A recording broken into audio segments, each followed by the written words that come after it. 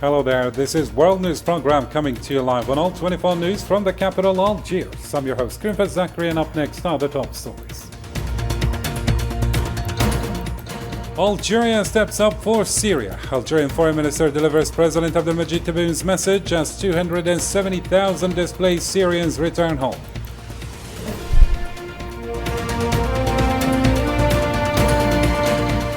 Also in our news, Algerian Foreign Minister in Beirut with President Abdelmajid Tebboun's message coinciding with Lebanon's new government formation as UN hails bright chapter.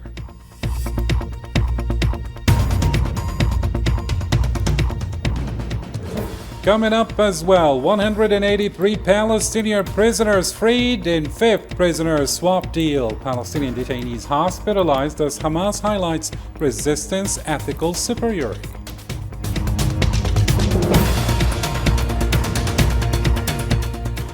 And later on, Southern and East African leaders urge immediate ceasefire in Eastern DRC. Defense chiefs to meet in 5 days. This and more shortly.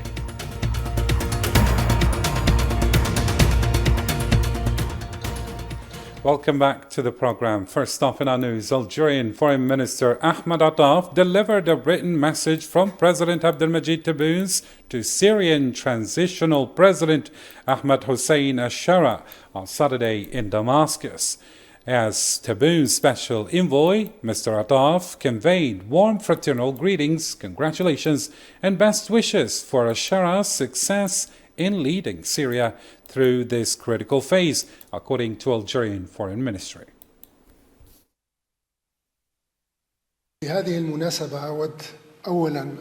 this occasion, I would like to express my sincere gratitude to President Ahmed Ashar for this meeting, which was truly an honor and deeply appreciated. This is also an opportunity to deliver to His Excellency a handwritten letter from his counterpart, President Abdelmajid Tebboun, in which he once again extends his congratulations on assuming the presidency of Syria's transitional period.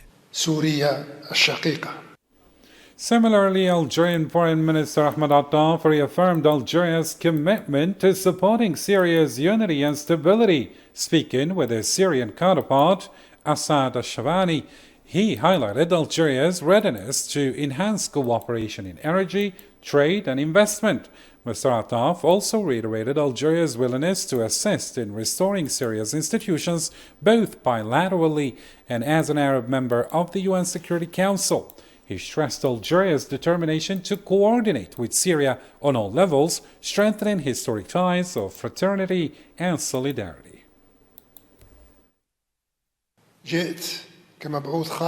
I came as a special envoy of the President of the Republic, entrusted with 3 key missions. First, on behalf of President Abdelmajid Tebboun, I am here to reaffirm Algeria's unwavering support for our brothers in Syria during this critical and defining moment in their history, offering assistance in any sector they deem necessary. Second, as Algeria holds a non-permanent seat on the UN Security Council, President Tebboun has tasked me with emphasizing that Algeria, as the only Arab country in the Council, stands fully committed to supporting Syria's aspirations, not only to navigate this transitional period successfully, but also to aid in rebuilding businesses, as well as the constitutional and legal framework of the country. Finally, we discussed bilateral coordination regarding upcoming Arab meetings, particularly the preparations for the forthcoming Arab summits.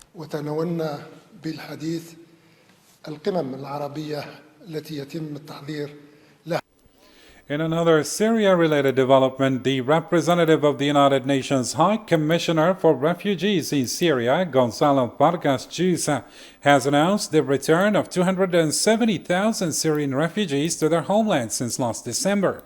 In a statement shared on the X platform on Friday, the UN official further noted that a significant number of displaced Syrians across the globe are preparing to repatriate in the coming year.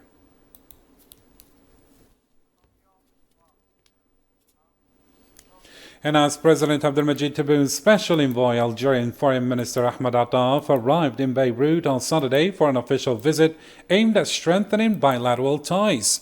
According to the Algerian Foreign Ministry, the visit underscores Algeria's solidarity with Lebanon as it advances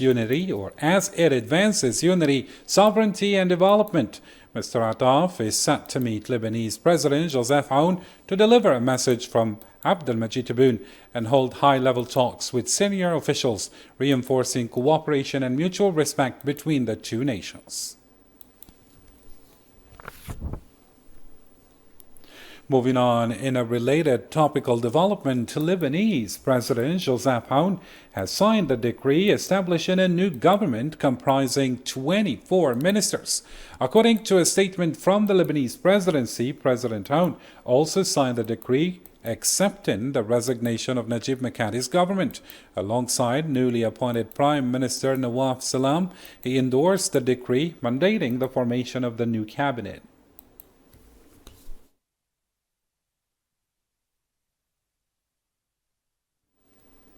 For his part, the Lebanese Prime Minister Nawaf Salam pledged on Saturday to lead a reform and rescue government vowing to restore stability and steer the country toward much-needed recovery.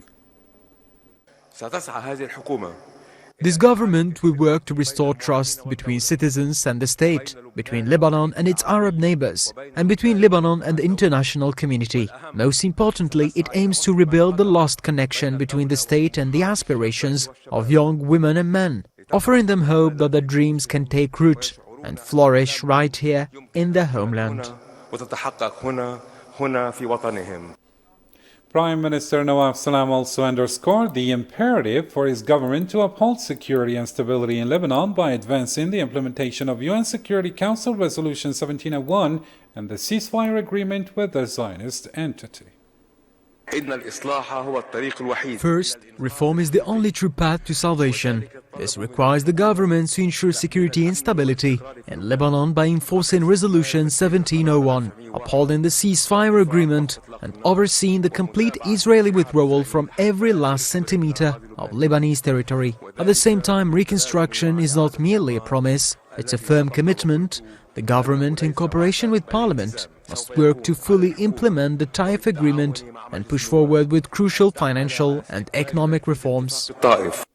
Still with Lebanon-related news, the United Nations has welcomed the formation of Lebanon's new government, hailing it as the beginning of a new and bright chapter for the country. In a statement on the X platform, UN Special Coordinator for Lebanon, Janine Hannes-Plashort, emphasized that the establishment of the new government marks a pivotal step forward. She affirmed the UN's commitment to working alongside Lebanese authorities in the pursuit of fundamental reforms, as well as the strengthening and security and stability through the full implementation of UN Security Council Resolution 1701.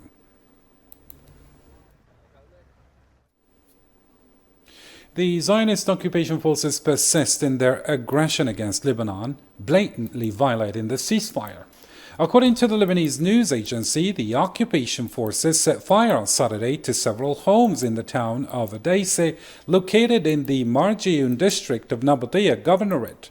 Meanwhile, the skies over Tyre in the South Governorate witnessed intense overflights by enemy warplanes, further escalating tensions in the region.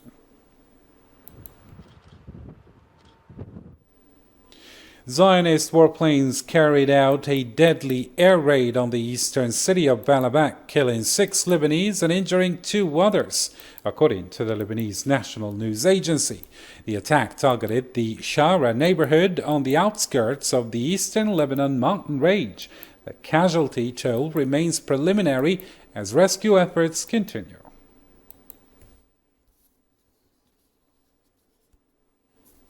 And on Saturday, the Zionist occupation released the 5th batch of Palestinian prisoners, 183 detainees from the West Bank and Gaza, as part of the ceasefire deal. A Red Cross bus arrived in Baytunia, Ramallah, carrying 54 prisoners, including 18 serving life sentences, with 7 forcibly deported abroad. Meanwhile, 111 detainees from Gaza are expected to arrive in Khan Yunis, continuing the prisoner release process.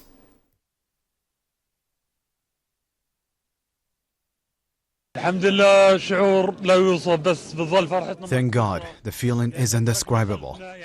But our happiness is still incomplete because we left behind 43 prisoners who were with us in the same rooms. Our joy is mixed with the blood of the martyrs, and God willing, just as our Lord granted us relief, He will grant relief to the rest of our brothers, and we will enter Al-Aqsa, God willing, as conquerors and liberators. ندخل الأقصى إن شاء الله فاتحين محررين بإذن الله. God willing, may He grant this to every prisoner behind us in prison. May God be with the prisoners who remain behind us. May God be with the people of Gaza. May God have mercy on our martyrs. We hope that our Lord compensates them for every day they lived during and before the war.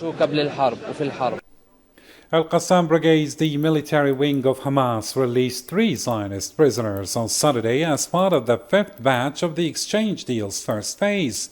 Eliyahu Datsun, Youssef Sharabi, or Abraham Lashalavi and Ohad Ben-Ami were handed over to International Red Cross representatives in Deir el-Balah, central Gaza, under heavy deployment of Al-Qassam Brigade's forces.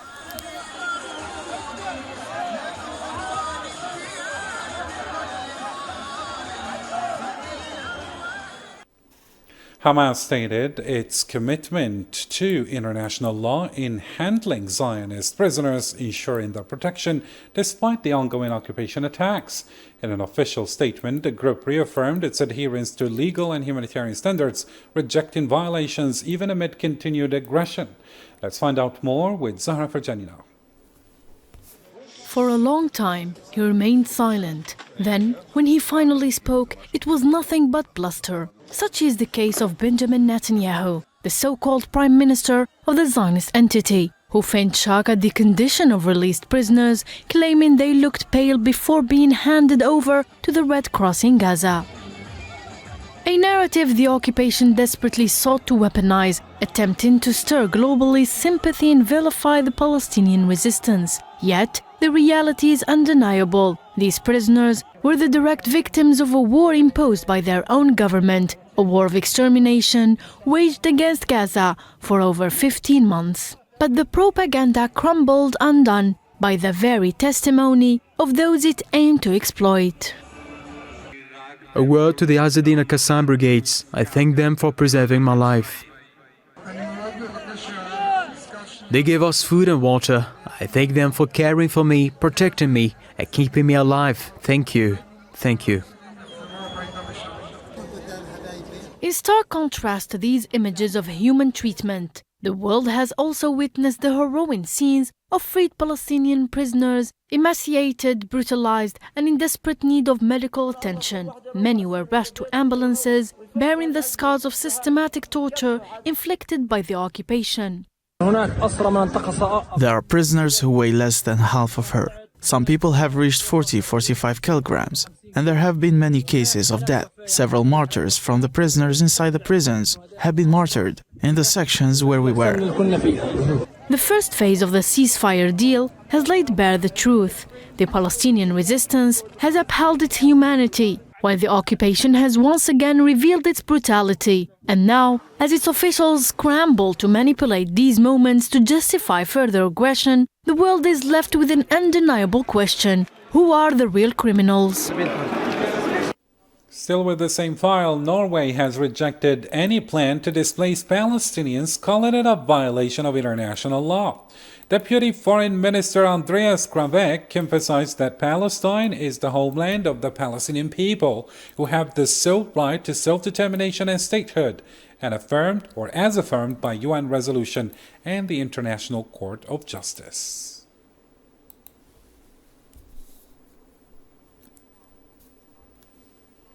Iranian Supreme Leader Ali Khamenei met in Tehran with Hamas leaders Khalil al-Hayya, Mohammad Darwish, and Nizar Awadullah on Saturday. The Hamas delegation described the resistance victory in Gaza as a shared triumph with Iran, coinciding with the anniversary of the Islamic Revolution. For his part, Khamenei emphasized that the resistance had thwarted the Zionist entity's objectives. Almighty God has granted you and the people of Gaza honor and victory, making Gaza a living example of the noble verse that asks, how can a small group, with divine help and support, overcome a large and powerful force? You have defeated the Zionist regime, indeed, the United States, and by God's grace, you have stopped them from achieving their goals.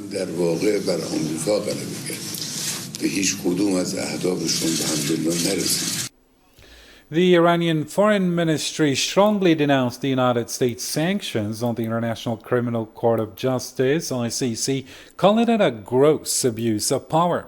Iranian Foreign Ministry spokesman Ismail Bakai, in a statement on the X platform, described the move as a despicable act unprecedented in a long time.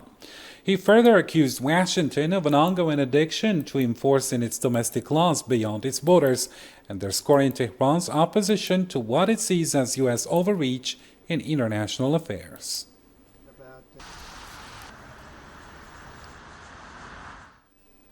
Farhan Haq, deputy spokesperson for the United Nations, called on Friday for the International Criminal Court, ICC, to be allowed to carry out its duties with full independence, free from external pressure.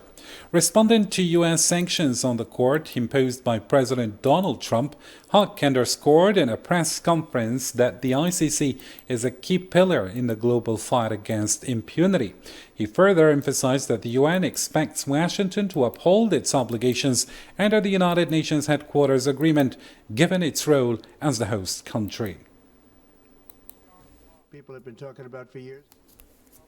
Meanwhile, the White House announced that U.S. President Donald Trump signed an executive order cutting financial aid to South Africa over its stance against Washington and its allies. According to a Friday statement, the decision was a response to South Africa's genocide case against the Zionist occupation at the ICC. Here's Yassine Riktina. From the White House, Donald Trump is making good on his threats. South Africa, accused of anti-Americanism over its land reform policies, is now facing the immediate suspension of U.S. aid for the next 90 days. Many in Johannesburg are voicing their disapproval, calling Trump's move unjustified. There's no such thing that I've read or experienced or seen on our social media in South Africa that really has a connotation around white people being mistreated in this country. He should have actually come from the Americas to South Africa to come and see what was happening for himself and not just take the word of an Elon Musk who hasn't lived in this country for the longest of time, who doesn't even relate to South Africans. Washington's stance is clear. Trump accuses Pretoria of human rights violations, while Elon Musk has condemned South Africa's land policies as discriminatory. In terms of his statements about Afrikaners and setting asylum and stuff, I don't think it's reasonable. I don't think that he should say that, like, there's a reason to flee. There's major conflicts in many other countries of the world that actually deserve an asylum better than what we do in South Africa. But I also think it's a testament that maybe we as a nation, as a country, need to wake up and smell the roses.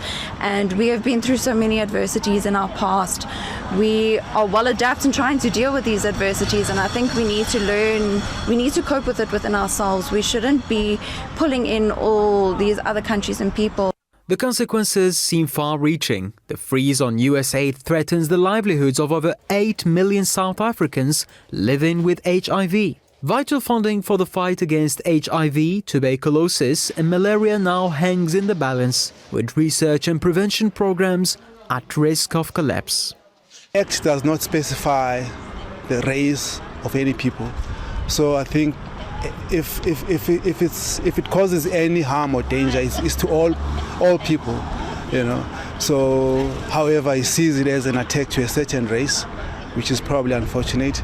But it can still be challenged, you know. If people felt that it was causing harm to anyone, it can still be changed or challenged at the Constitutional Court, I think. This crisis raises a bigger question. How long should South Africa rely on foreign aid? Perhaps it's time for the country to take charge of its own destiny and chart a path toward financial independence. Two other topical developments. Moroccan organizations condemned the Zionist entity's participation in an international marine fishing exhibition in Agadir. The Moroccan Front for Supporting Palestine and Opposing Normalization stated that raising the occupation flag at a Moroccan event confirms the Metzan regime's complicity with the Zionists, defying the will of the Moroccan people.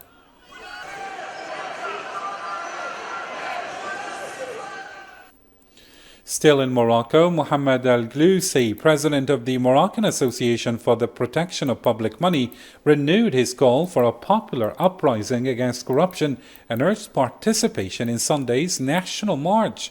In a live broadcast, he emphasized the need for Moroccans to unite in resisting corruption, warning that the entrenched lobby seeks to keep citizens divided to prevent them from demanding their rights.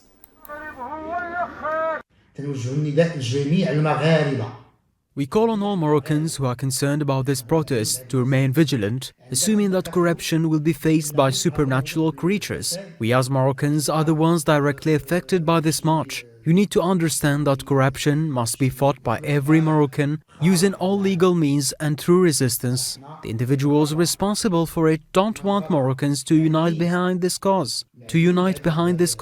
This is why they are taking all measures to limit the spread of this anti-corruption movement.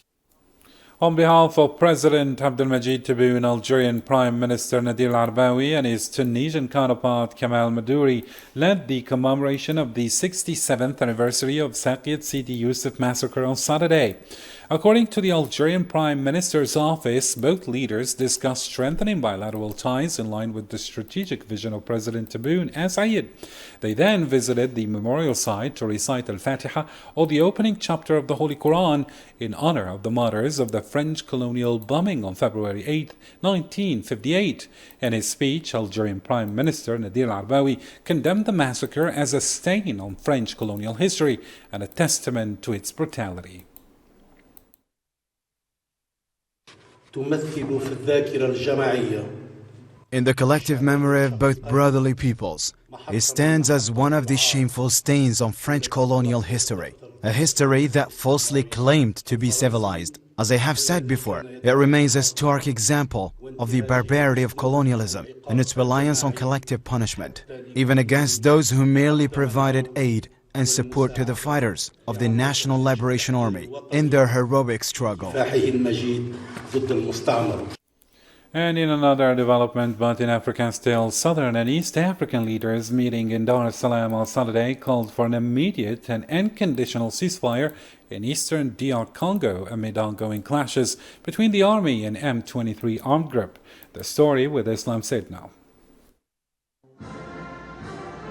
A call for an immediate ceasefire and collective action to pave the way for constructive dialogue. This was the urgent appeal from Kenyan President William Ruto at a high-level summit of Southern and Eastern African leaders as they sought solutions to the conflict tearing apart Eastern Democratic Republic of Congo. Ruto urged the M23 armed group to halt its advance and called on the DRC's armed forces to seize retaliatory measures. The recent escalation of hostilities in Goma and the surrounding areas is a stark reminder of the increasing fragility the situation presents, and that only collective action to facilitate a negotiated solution will offer relief. Today, we join together in order to reiterate our calls to the parties to this tragic conflict to immediately cease hostilities and take positive action to allow meaningful dialogue aimed at restoration of stability.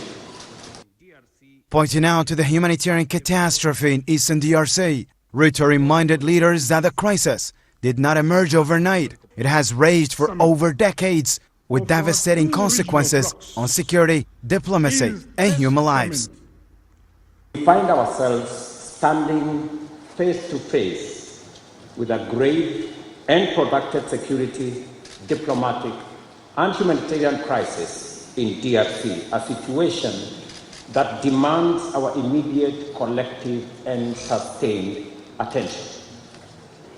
The East region of DRC has been engulfed in a devastating conflict for over 2 decades now, And this tragedy has claimed thousands of lives, displaced countless civilians, inflicted unbearable suffering and loss, and set back the development momentum of one of the most promising countries in the world. Since the fall of Goma, the capital of North Kivu last week, after fierce clashes, the conflict has spilled into neighboring South Kivu. Fighting was reported on Saturday, about 60 kilometers from Bukavu, the provincial capital. Fear has gripped the population, with many already fleeing the city. Time to catch up on other news stories making headlines around the globe with Sofian Kinturi now.